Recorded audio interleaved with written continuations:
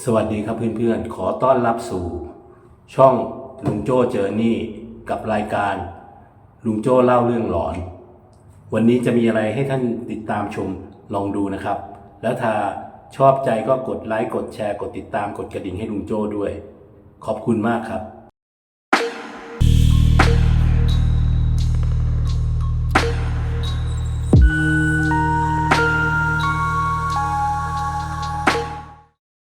เรื่องเล่าเรื่องนี้ก็เป็นเรื่องของ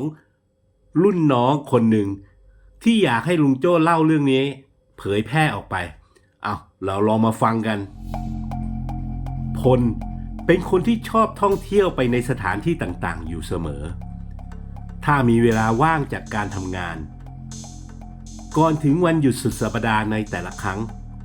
เขาจะเริ่มวางแผนการเดินทางท่องเที่ยวด้วยความกระตือรือร้นและสุดสัปดาห์ที่จะถึงนี้เขาก็มีแผนการเดินทางเรียบร้อยแล้วด้วยความที่ว่าคราวนี้มีวันหยุดหลายวันติดกันเขาเลยตั้งใจที่จะไปเที่ยวที่ภาคเหนือ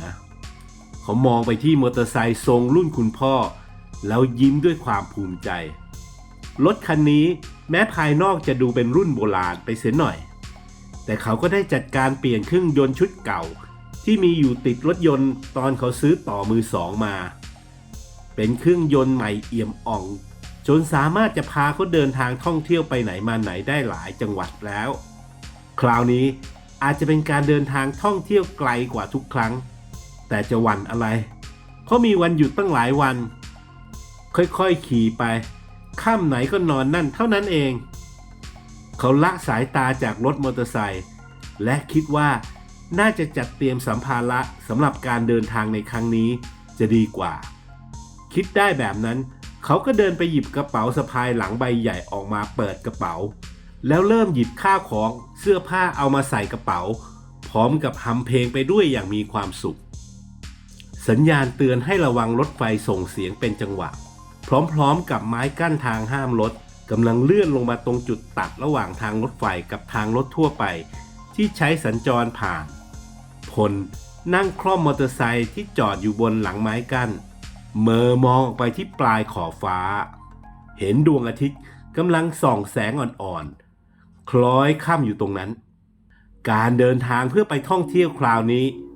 เส้นทางที่ถูกกำหนดไว้ต้องเปลี่ยนแปลงนิดหน่อยด้วยความแออัดของรถเป็นจำนวนมากบนถนนสายหลัก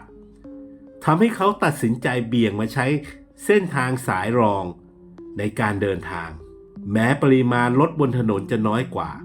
แต่ก็แลกมากับระยะทางที่อ้อมมากขึ้นเสียหน่อยการใช้เวลาบนท้องถนนจึงเพิ่มมากขึ้นทำให้ตอนนี้ยังไปไม่ถึงปลายทางที่ตั้งใจไว้และท้องฟ้าก็เริ่มจะมืดค่ำลงแล้วไม้กั้นทางถูกยกขึ้นเมื่อขบวนรถไฟแล่นผ่านไปพลเร่งเครื่องรถเพื่อออกเดินทางต่อพอขี่ข้ามทางรถไฟมาได้ถนนเส้นนี้ก็หักเลี้ยวขวานำพารถของเขาวิ่งคู่ขนานไปกับทางรถไฟบรรยากาศของต้นไม้น้อยใหญ่สองข้างทางบวกกับสายลมเย็นพัดเอื่อยๆกระทบผิวกายทำให้เขารู้สึกปลอดโปร่งและดื่มด่ำซึมซับกับธรรมชาติแบบนี้อย่างเพลิดเพลินตอนนี้ท้องฟ้ามืดค่ำลงแล้วที่มองออกไปไม่ไกลนักมีแสงสว่างเป็นกลุ่มใหญ่ๆปรากฏอยู่เมื่อเขาขี่มาถึงมันคือตลาดขนาดไม่ใหญ่มากมีร้านค้าร้านอาหารตั้งเรียงรายอยู่ใกล้ๆกับสถานีรถไฟแสงไฟอ่อนๆจากร้านต่างๆเมื่อส่องสว่างในเวลายามหัวค่ำประกอบกับบรรยากาศเย็นๆและผู้คนจำนวนหนึ่งที่ลงมาจากขบวนรถไฟคันเมื่อครู่มาใช้บริการตามร้านค้าต่างๆเหล่านี้ทำให้เขารู้สึกว่าเป็นบรรยากาศที่น่าหลงไหลอย่างมากเขาชะลอรถและจอดหยุดนิ่งตรงริมทางใกล้ๆร้านอาหารตามสั่งการเดินทางในเวลาค่ำคืนกับมอเตอร์ไซค์คู่ใจคันนี้ของเขาอาจจะเสี่ยงอันตรายไปเสียหน่อยเขาจึงตัดสินใจว่าควรจะหาอะไรรองท้องให้หายหิวแล้วหลังจากนั้นค่อยหาที่พักแถวนี้ใกล้ๆเพื่อใช้หลับนอนสำหรับคืนนี้จะดีกว่าเขาลงจากรถและเดินเข้าไปที่ร้านอาหารตามสั่งใกล้ๆกับที่เขาจอดรถ เขาสั่งอาหารง่ายๆราดข้าว1 จานกับเครื่องดื่มเย็นๆอีกขวดแล้วนั่งลงที่โต๊ะว่างในร้านรออาหารที่สั่งมาส่งป้าครับแถวนี้มีโรงแรมใกล้ๆบ้างไหมครับพลถามป้าเจ้าของร้านขณะกำลังเดินนำอาหารที่สั่งมาส่งที่โต๊ะโอ้ถ้าเป็นโรงแรมต้องไปอีกไกลเลยพ่อหนุ่มเกือบ20 กิโลได้นะแต่ถ้าจะเอาใกล้ๆที่หลังตลาดจะมีห้องพักเล็กๆอยู่ราคาก็ถูกด้วยแต่ว่ามป้าเจ้าของร้านทำท่าอ้ำอึ้งพลจึงถามด้วยความสงสัยแต่ว่าอะไรเหรอครับป้าไม่มีอะไรหรอกพ่อหนุ่มเวลาเข้าห้องพักไปแล้วมืดๆค่ำๆดึกดื่นก็ไม่ต้องออกไปไหนก็แล้วกันมันอันตรายป้าพูดจบก็เดินไปทำอาหารให้กับลูกค้าคนอื่นต่อไปหลังกินอาหารเสร็จและสอบถามเส้นทางมาห้องพักที่หลังตลาดจากป้าร้านอาหารเรียบร้อยแล้วพลก็ขี่รถมาถึงที่หมายที่พักหลังนี้เป็นแบบบ้านไม้หลังใหญ่2 ชั้นตั้งตระหง่านบนพื้นที่โล่งๆที่ลายล้อมไปด้วยทุ่งหญ้าต้นเตี้ยๆมีลมพัดเอื่อยๆมาเป็นระยะให้ความรู้สึกสบายๆเขาเลี้ยวรถเข้ามาที่จุดจอดรถด้านหน้าที่พักแล้วก้าวเดินเข้าไปที่บ้านพักหลังนี้เมื่อเดินเข้าไปที่ด้านในที่ด้านขวามือก็จะมีโต๊ะเล็กๆแบบคล้ายๆโต๊ะประชาสัมพันธ์ตั้งอยู่มีชายสูงอายุนั่งเอนหลังพิงพนักเก้าอี้ไม้กำลังดูทีวีที่ตั้งอยู่บนโต๊ะไม้ใกล้ๆกันชายสูงอายุหันมาเห็นพลยืนอยู่หน้าโต๊ะจึงส่งยิ้มให้จะเปิดห้องพักใช่ไหมพ่อหนุ่มใช่ครับขอพัก1 คืนครับราคาเท่าไหร่ครับ1 คืนราคา200 บาทห้องพักอยู่ชั้น2นะพ่อหนุ่มพลมองไปรอบๆเพื่อสำรวจบ้านไม้หลังนี้เป็นบ้านไม้2 ชั้นด้านล่างจะเป็นห้องโถงโล่งๆลึกไปกลางบ้านจะมีโต๊ะไม้และเก้าอี้ไม้ตั้งอยู่กลางบ้านคงจัดไว้สำหรับแขกที่มาพักไว้นั่งเล่นใกล้ๆกันก็จะเห็นเป็นบันไดไม้สำหรับเดินขึ้นชั้น2เขาล้วงเงิน200 บาทจากในกระเป๋าแล้วยื่นให้กับคุณลุงกุญแจห้องที่ห้อยป้ายเลขที่ห้องถูกยื่นแลกกลับมาห้องน้ำที่นี่นะเป็นห้องน้ำใช้ร่วมกันนะพ่อหนุ่มห้องน้ำอยู่ด้านนอกข้างหลังบ้านนั่นนะคุณลุงพูดบอกพร้อมชี้นิ้วไปที่ประตูไม้ที่ปิดอยู่หลังบ้านและที่สำคัญมากๆนะก็คือเวลาจะไปใช้ห้องน้ำเนี่ยต้องมาบอกลุงทุกครั้งนะเดี๋ยวลุงจะพาไปพลทำหน้าสงสัยแต่ก็ไม่กล้าจะถามอะไรมากมายคุณลุงเห็นแบบนั้นเลยบอกว่าก็กลางค่ำกลางคืนน่ะมันมีสัตว์มีพิษเลื้อยคลานมันเยอะมีลุงพาไปเป็นเพื่อนจะปลอดภัยกว่านะพ่อหนุ่มพลก้มหัวและยิ้มให้กับคุณลุงก่อนเดินขึ้นบันไดไปชั้น2ที่ชั้น2มีห้องทั้งหมด4 ห้องแต่ละห้องถูกล็อกด้วยกุญแจทุกห้องแสดงว่ามีเขาเป็นลูกค้าเพียงคนเดียวที่เข้ามาพักเขาเดินมาไขกุญแจที่ประตูไม้หน้าห้องที่มีเลขห้องตรงกับพวงกุญแจที่เขารับมาภายในห้องนอกจากเตียงนอนไม้ที่มีฟูกนอนวางทับอยู่รวมทั้งหมอนและผ้าห่มแล้วก็ไม่มีอะไรภายในห้องเลยพลวางกระเป๋าเป้ไว้ปลายเตียงแล้วทิ้งตัวลงบนที่นอนหยิบโทรศัพท์ขึ้นมาเช็คอินสถานที่ลงในสื่อโซเชียลแล้วเล่นโทรศัพท์สักพักก่อนที่จะหลับไหลไปคืนนี้ด้วยลมพัดเอื่อยๆตลอดเวลาประกอบกับสภาพแวดล้อมรอบๆบ้านที่ตั้งอยู่กลางทุ่งโล่งทำให้อากาศยามค่ำคืนหนาวเยือกความเย็นแทรกซึมผ่านแผ่นไม้ฝาบ้านเข้ามาภายในห้องพักได้อย่างง่ายดายผลนอนขดตัวด้วยความหนาวประกอบกับเมื่อตอนหัวค่ำเขาดื่มเครื่องดื่มเย็นๆเข้าไประหว่างกินข้าวทำให้ตอนนี้เขาปวดฉี่มากๆจนไม่สามารถจะอั้นไว้ได้จึงลุกขึ้นและตัดสินใจเดินลงไปเข้าห้องน้ำเมื่อเดินลงบันไดมาถึงชั้นล่างเหลียวมองไปที่โต๊ะประชาสัมพันธ์เห็นคุณลุงหลับอยู่บนเก้าอี้ไม้โยกโดยที่ทีวียังเปิดอยู่พลรู้สึกเกรงใจที่จะปลุกคุณลุงให้ตื่นเพื่อพาตนไปเข้าห้องน้ จึงเดินเลี้ยวไปทางหลังบ้านเพียงลำพังอย่างน้อยไฟฉายจากโทรศัพท์ของเขาก็คงจะสว่างพอที่จะส่องให้เห็นทางเดินไปห้องน้ำอยู่บ้างเมื่อเขาเปิดประตูหลังบ้านออกสิ่งที่เห็นอยู่หลังบ้านก็คือสวนดอกไม้ที่ถูกจัดไว้อย่างสวยงามแม้จะเป็นเวลากลางคืนแต่เขาก็พอจะมองเห็นสิ่งต่างๆได้อยู่บ้างด้านซ้ายมือกลางสวนระหว่างทางเดินไปห้องน้ำมีโต๊ะและเก้าอี้ไม้ตั้งอยู่ใต้ซุ้มต้นไม้ดอกที่กำลังเบ่งบานสวยงามชวนให้มองอย่างเพลินตาเก้าอี้ไม้ที่มีเพียงตัวเดียวตัวนั้น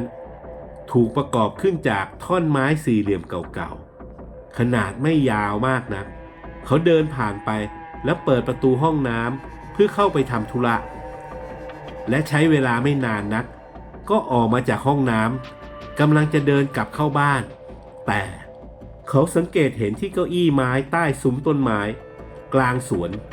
มีผู้หญิงผมยาวใส่เสื้อคอกระเช้านุ่งผ้าถุงนั่งหันหลังให้เขาอยู่เขาจึงรู้สึกแปลกใจว่าเธอเป็นใครแล้วทำไมถึงต้องมานั่งในสวนคนเดียวในเวลาดึกดื่นเช่นนี้จะว่าเป็นลูกค้าที่มาพักก็ไม่น่าจะใช่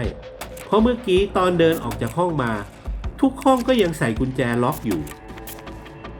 สงสัยไปก็เท่านั้นเขาจึงเดินผ่านไปแบบไม่สนใจจะดีกว่าแต่ในขณะกำลังจะเดินผ่านไปผู้หญิงคนนั้นหันมายิ้มให้เขาแล้วถามว่าเป็นลูกค้าที่มาพักที่นี่เหรอจ๊ะพ่อหนุ่มคนสะดุ้งเล็กน้อยก่อนหันไปยิ้มให้ครับคืนนี้อากาศหนาวนอนห่มผ้าด้วยนะพ่อหนุ่มเดี๋ยวจะไม่สบายเอาได้เธอกล่าวเตือนด้วยน้ำเสียงที่เป็นห่วงแต่ก่อนที่พลจะได้กล่าวคำขอบคุณตอบกลับไปผู้หญิงคนนั้นก็ทำท่าคัดจมูกและอ้าปากจามอย่างแรงฮัดเชยด้วยความแรงที่เธอจามออกมาทำให้หัวของเธอกระเด็นหลุดออกมาจากคอกิ้งหลุนมาหยุดที่ปลายเท้าของพลพอดีอุ้ยขอโทษป้าจามแรงไปหน่อยขอโทษด้วยนะจ๊ะเธอพูดและส่งเสียงให้กับเขาในขณะที่พลหน้าซีดตาเหลือกก้มมองรอยยิ้มของเธอร่างกายที่ไร้หัวของหญิงสาวที่นั่งอยู่ที่เก้าอี้ไม้ก็ลุกขึ้นเดินเข้ามาหาแล้วก้มตัวใช้มือหยิบหัวตัวเองขึ้นมาแต่เมื่อเธอใช้มือทั้งสองข้างจับหัวตัวเองและกำลังจะยกขึ้นแขนทั้งสองข้างของเธอก็หลุดออกจากหัวไหล่มาตกกระแทกใส่ที่หน้าแข้งของพลเบาๆว้ายตายแล้วป้านี่ซุ่มซ่ามจริงๆเลยป้าต้องขอโทษจริงๆนะจ๊ะพ่อหนุ่มพลหน้าซีดปากสั่นขาสั่นหรือจริงๆแล้วก็สั่นไปทั้งตัวด้วยความกลัวชนิดจับขั้วหัวใจได้แต่ส่งเสียงสั่นๆออกมาเบาๆว่าลุงช่วยด้วยลุงคนเอามือปิดตาและเอาแต่เรียกลุงไม่ขาดปากเหมือนเวลาผ่านไปเนิ่นนานจนเขาต้องสะดุ้งอีกเฮือกใหญ่เมื่อรู้สึกมีมือเล็กๆมาแตะเบาๆที่หัวไหล่พร้อมน้ำเสียงที่เขาดีใจจนแทบเป็นบ้าลุงบอกแล้วใช่ไหมว่าถ้าจะมาห้องน้ำให้บอกลุงจะพามาพลนั่งอยู่ที่ร้านอาหารเดิมที่มานั่งกินอาหารเมื่อตอนหัวค่ำเขามองดูมือทั้งสองข้างที่ยังคงสั่นไม่หยุดเหตุการณ์ที่เขาพบเจอเมื่อไม่ถึงชั่วโมงที่ผ่านมายังทำให้เขาไม่หายกลัวเลยเขาไม่เคยคิดเลยว่าในชีวิตนี้จะได้พบเจอกับผีและได้เจอแบบระยะประชิดซะด้วยหลังจากลุงออกมาหาเขาที่หลังบ้าน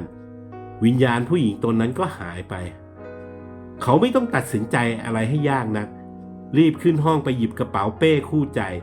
แล้วรีบขี่มอเตอร์ไซค์ออกมาจากที่พักแห่งนั้นทันทีถึงแม้จะดึกแค่ไหนและโรงแรมในเมืองจะไกลแค่ไหนก็ตามเขาก็จะไปดีกว่าต้องมานอนผวาในห้องพักอันน่ากลัวหลังนั้นแต่อาการตัวสั่นเทิมยังไม่ทุเลาดีเขาแวะพักที่ร้านอาหารแห่งนี้ก่อนป้าเจ้าของร้านเดินมาถือชามที่มีซุปร้อนๆมาส่งที่โต๊ะแล้วนั่งลงที่เก้าอี้ยิ้มให้กับเขาและกล่าวว่าพ่อหนุ่มคงเจอกับผียายจุ๋มเขาแล้วสิท่าพลทำหน้าแปลกใจว่าป้ารู้ได้ยังไงป้ายิ้มให้กับเขาอีกครั้งและเริ่มเล่าให้ฟังว่า มื่อ30 กว่าปีก่อน ตอนนั้นน่ะลุงเจ้าของพักกับยายจุ๋มเป็นผัวเมียกันมีอาชีพขายกับข้าวที่ตลาดเช้าฝั่งตรงข้ามนู่นป้าชี้นิ้วไปที่สถานีรถไฟช่วงเวลาเช้ามืดสองผัวเมียจะช่วยกันหาบตะกร้าใส่กับข้าวเดินข้ามทางรถไฟไปตั้งร้านขายที่ตลาดเช้าเป็นประจำอยู่ทุกวันแต่มีอยู่วันหนึ่งลุงแกเกิดไม่สบายขึ้นมายายจุ๋มเลยต้องหาบของไปตลาดคนเดียวไม่รู้ว่าเพราะอะไรแต่ระหว่างเดินข้ามทางรถไฟยายจุ๋มแกโดนรถไฟชนตายสภาพคือคอขาดแขนขาดน่าสงสารมากป้าเจ้าของร้านพักหายใจและเริ่มเล่าต่อหลังจากนั้นมามักจะมีคนเห็นวิญญาณยายจุ๋มโผล่มาทักทายคนที่เดินข้ามทางรถไฟตรงนั้นตอนเช้ามืดอยู่บ่อยๆจนผู้คนไม่กล้าเดินข้ามทางตรงนั้นกันเลยจนหลายปีต่อมามีการซ่อมบำรุงทางรถไฟนายช่างเขาได้รื้อไม้หมอนอันเก่าออกเปลี่ยนเป็นแบบใหม่และนำไม้หมอนอันเก่าไปเก็บรวบรวมไว้ที่ด้านหลังบ้านพักพนักงานรถไฟ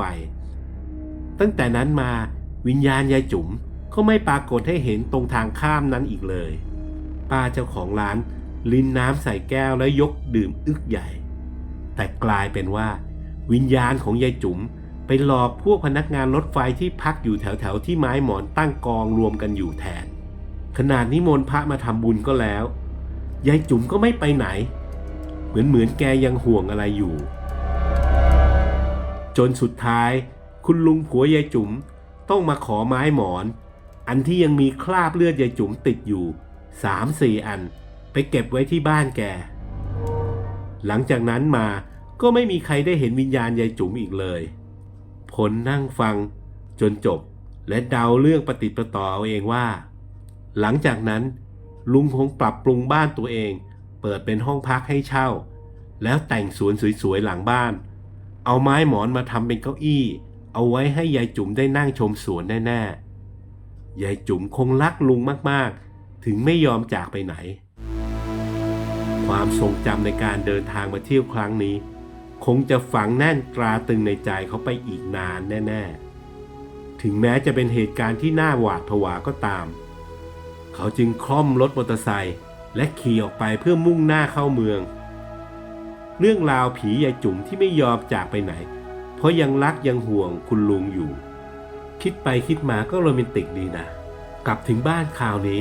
คงต้องบันทึกเรื่องราวนี้ลงในสมุดบันทึกการเดินทางของเขาเสียแล้วบันทึกไว้เพื่อระลึกถึงผียายจุ๋มหรือถ้าจะให้ฟังดูหลอนๆก็คงตั้งชื่อเรื่องนี้ว่า